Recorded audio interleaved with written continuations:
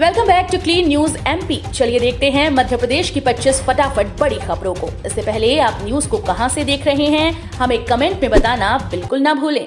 साथ ही हमारे Facebook page को भी फॉलो करें। फेसबुक पेज का लिंक डिस्क्रिप्शन में दिया गया है। राज्य सरकार की बड़ी तैयारी, टास्क फोर्स गठित, तैयार करेगी कार्य योजना, अधिकारियों को मिलेगा लाभ। मध्य प्रदेश में पुलिस बल की वर्तमान और भविष्य की चुनौती से निपटने के लिए तकनीकी रूप से सशक्त बनाया जा रहा है। इसके लिए पुलिस टेक्नोलॉजी मिशन के आधार पर टास्क फोर्स का गठन किया गया है। इसको लेकर आज मुख्य सचिव ने नवीन दिशा निर्देश दिए। इसके साथ ही टास्क फोर्स अन्य शासकीय विभाग और संस्थानों में उपयोग में लाई जा रही एप्लीकेशन का पता लगाएगी और उसे पुलिस विभाग के लिए अपनाने का सुझाव करेगी, जिससे पुलिस कार्यप्रणाली तकनीकी रूप से सुदृढ़ बनेगी। इसके अलावा नवीन एप्लीकेशन को अन्य विभागों के साथ भी साझा किया जाएगा।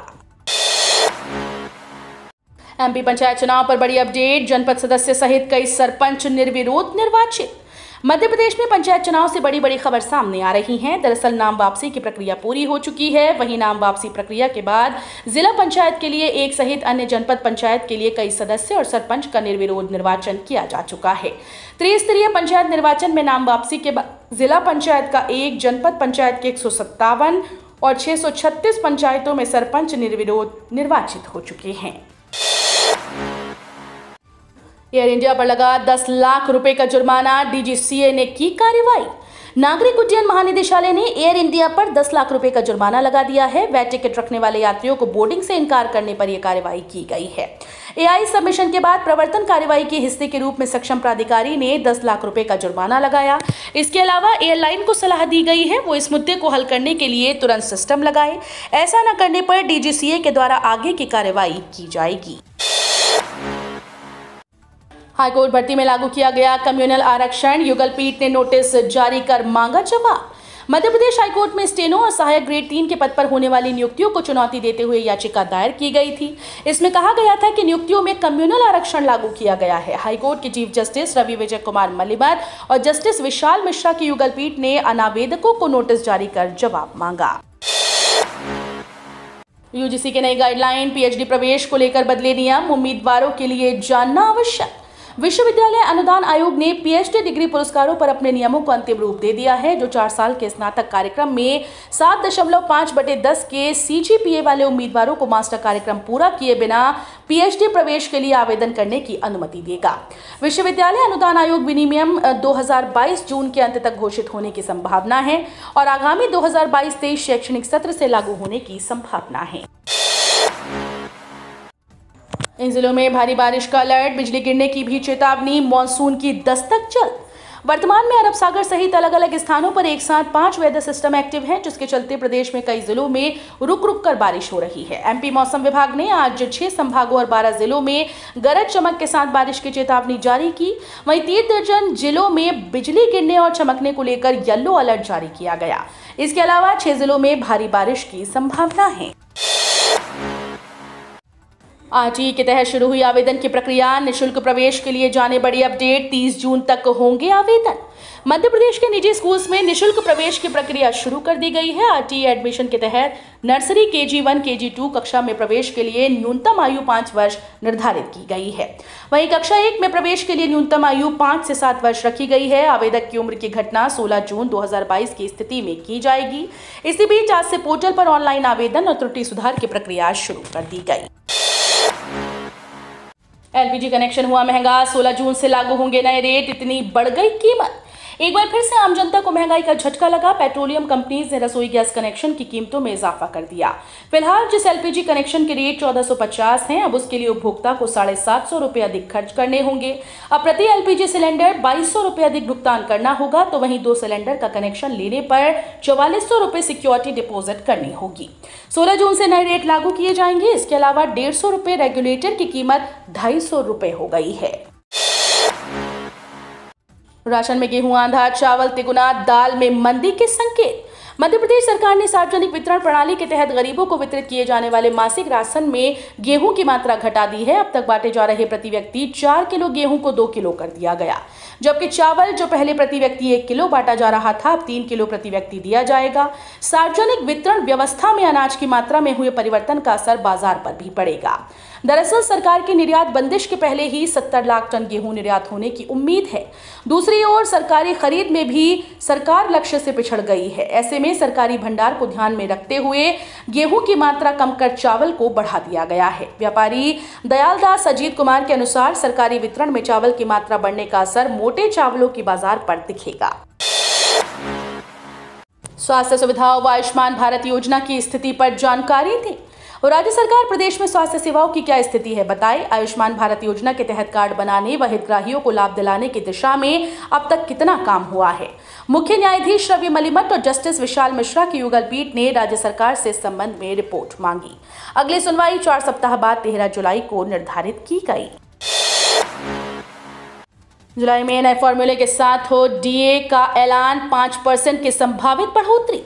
महंगाई भत्ते को लेकर एक नया अपडेट सामने आया है, क्योंकि जुलाई 2022 में इसके बढ़ने की उम्मीद है। महंगाई और औद्योगिक सूचकांक को देखें तो महंगाई भत्ते में करीब 5% की बढ़ोतरी का अनुमान लगाया जा रहा है। साल 2019 के बाद ये पहला मौका होगा जब महंगाई भत्ते में 5% की बढ़ोतरी होगी। लेकिन ट्विस्ट ये है कि जुलाई में डीए कैलकुलेट करने का फॉर्मूला भी बदल जाएगा। श्रम और रोजगार मंत्रालय ने महंगाई भत्ते को लेकर गणना के फॉर्मूले में बदलाव करा है। मंत्रालय ने डीए कैलकुलेशन के लिए बेस ईयर 2016 में बदलाव किया। वेतन दर सूचकांक की एक नई श्रृंखला जारी की गई। श्रम मंत्रालय ने कहा कि आधार वर्ष 2016 बराबर 100 के साथ WRI की नई श्रृंखला आधार वर्ष 1963-65 की पुरानी श्रृंखला को प्रतिस्थापित करेगी। आधार कार्ड में हुआ बड़ा अपडेट, नहीं होगा कोई मिसयूज, क्योंकि लगने वाला है मजबूत ताला। अब कोई भी आधार कार्ड का मिसयूज नहीं कर पाएगा। आधार की सुरक्षा और इसका दायरा बढ़ाने के लिए UIDAI ने पूरी तैयारी कर ली। अब जन्म और मृत्यु के डेटा को आधार कार्ड से जोड़ा जाएगा।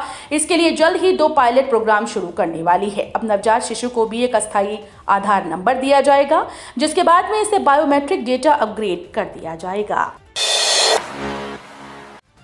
सरकार दे रही 10 लाख तक का लोन, शुरू करे कारोबार, ब्याज भी हो जाता है माफ। देश के युवाओं को स्वरोजगार के लिए प्रोत्साहित करने के लिए केंद्र सरकार प्रधानमंत्री मुद्रा योजना चला रही है। इस स्कीम के तहत ग्रामीण इलाकों में गैर कॉर्पोरेट छोटे उद्यमों को शुरू करने या उसके विस्तार के लिए 10 लाख रुपए तक का लोन दिया जा रहा है। 10 लाख रुपए तक का लोन आसानी से और सस्ती ब्याज दरों पर मिलता है। अगर आप समय से लोन का चुकाते रहते हैं तो कर्ज की ब्याज दर भी माफ हो जाती है। पीएम मुद्रा योजना के तहत मिलने वाले लोन को 3 कैटेगरी में बांटा गया है। ये 3 कैटेगरी शिशु लोन, किशोर लोन और तरुण लोन है। आज से 30 जून के बीच इतने दिन बंद रहेंगे बैंक, ये काम हो सकते हैं प्रभावित। अगर आप बैंक यूजर हैं और आपको बैंक संबंधित कोई भी जरूरी काम है तो जल्द से जल्द निपटा लें, क्योंकि आज से 30 जून तक लगातार 6 दिन बैंक बंद रहने वाले हैं। ऐसे में आपके बैंकिंग संबंधित जैसे चेकबुक, पासबुक, ATM और अकाउंट और ट्रांजैक्शन के काम प्रभावित हो सकते हैं।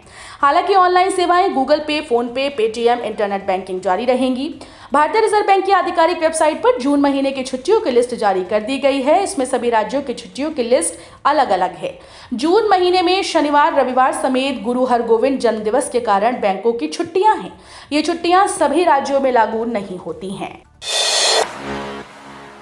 आयकर विभाग में 3 साल से अपीलों पर निर्णय नहीं। इंदौर में 3,500 मामले पेंडिंग।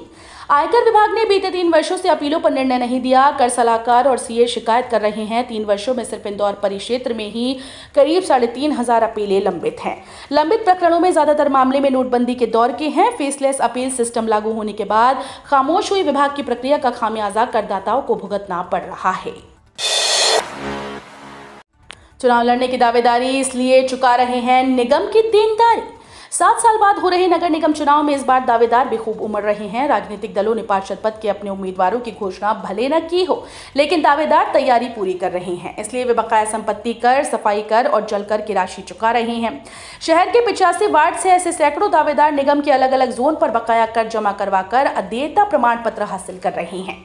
ये कवायद इसलिए की जा रही है कि चुनाव का नामांकन पत्र भरते समय रिटर्निंग अधिकारी के समक्ष ये अदेयता प्रमाण पत्र पेश करना होगा। भारत सरकार ने दी 5G स्पेक्ट्रम की नीलामी को मंजूरी। जल्द शुरू होगी 5G सुविधा, 4G से 10 गुना होगा तेज। 5G सर्विस को लेकर मोदी सरकार ने बड़ा फैसला लिया है। पीएम मोदी की अध्यक्षता में हुई कैबिनेट बैठक ने 5G स्पेक्ट्रम की नीलामी को दूरसंचार विभाग की तरफ से मंजूरी दे दी। जुलाई के अंत में 5G स्पेक्ट्रम की नीलामी होगी। सरकार का कहना है कि 5G सर्विस 4G से 10 गुना तेज है। कुल 72 GHZ को 20 साल की वैलिडिटी के साथ नीलाम किया जाएगा। आशंका है कि नीलामी के बाद भारत में जल्द ही 5G सर्विस शुरू हो। सूत्रों की माने तो इस साल अक्टूबर तक भारत में 5G सर्विस शुरू हो सकती है। भारतीय सेना पैदल स्कूल में निकली 10वीं और 12वीं पास के लिए भर्ती। भारतीय सेना पैदल स्कूल जल्द ही कई पदों पर भर्ती शुरू करने वाली है। उम्मीदवारों की भर्ती draughtsman, lower division clerk, stenographer grade 2, civilian motor driver, translator, cook और बार्बर के पद पर होगी। महो स्टेशन और बेलगांव में नियुक्ति की जाएगी। जहां महो स्टेशन में 63 वैकेंसी हैं तो वहीं बेलगांव में कुल वैकेंसी की संख्या 26 है। आवेदन जल्द ही शुरू होंगे और उम्मीदवार 25 जुलाई 2022 तक आवेदन कर सकते हैं। कमलनाथ के नेताओं से अपील, ये आपके भविष्य का चुनाव, शिवराज सरकार पर निकली भड़ास।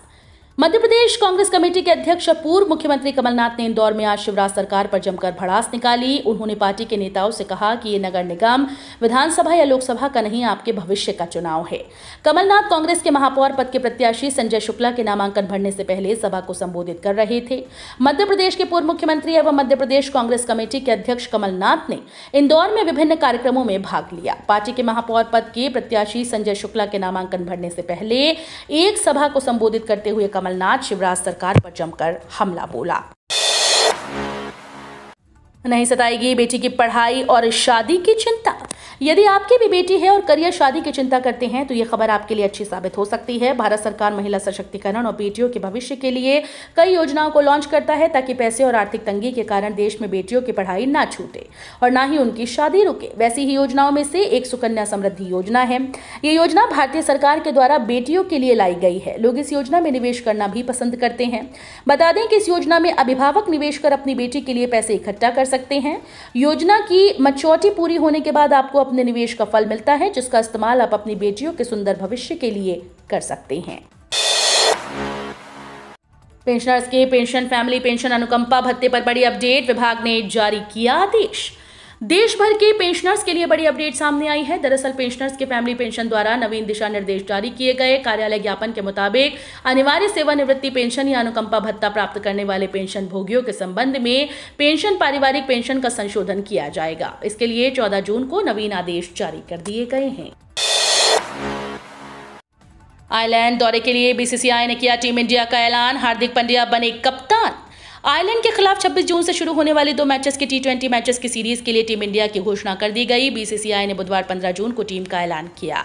हार्दिक पांड्या को T20 में भारत का 9वां कप्तान बनाया गया है। आपको बता दें कि अपनी कप्तानी में गुजरात टाइटंस को पहले ही सीजन में IPL चैंपियंस बनाने वाले हार्दिक पांड्या आयरलैंड दौरे पर टीम भारतीय के कप्तान बनाए गए हैं।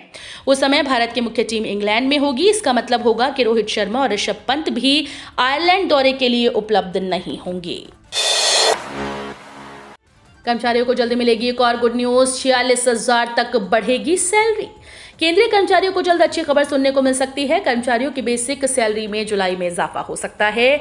मीडिया रिपोर्ट्स की माने तो जुलाई में फिटमेंट फैक्टर बढ़ाया जा सकता है। अगर ऐसा हुआ तो सैलरी 18,000 से बढ़कर 26,000 हो जाएगी। हालांकि अभी तक सरकार की तरफ से कोई पुष्टि नहीं की गई, लेकिन मीडिया रिपोर्ट्स के अनुसार केंद्र की मोदी सरकार कर्मचारियों का फिटमेंट फैक्टर बढ़ाने पर जल्द विचार कर सकती है। हाईकोर्ट भर्ती में लागू किया गया कम्युनल आरक्षण। युगलपीठ ने नोटिस जारी कर मांगा जवाब। मध्य प्रदेश हाईकोर्ट में स्टेनो और सहायक ग्रेड 3 के पद पर होने वाली नियुक्तियों को चुनौती देते हुए याचिका दायर की गई थी। इसमें कहा गया था कि नियुक्तियों में कम्युनल आरक्षण लागू किया गया है। हाईकोर्ट के चीफ जस्टिस रवि विजय कुमार मलिमत और जस्टिस विशाल मिश्रा की युगलपीठ ने अनावेदकों को नोटिस जारी कर जवाब मांगा है।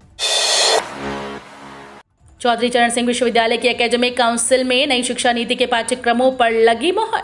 चौधरी चरण सिंह विश्वविद्यालय में एकेडमिक काउंसिल की बैठक हुई, जिसकी अध्यक्षता कुलपति प्रोफेसर संगीता शुक्ला ने की। बैठक में कुछ कोर्स नए शुरू करने का निर्णय लिया गया।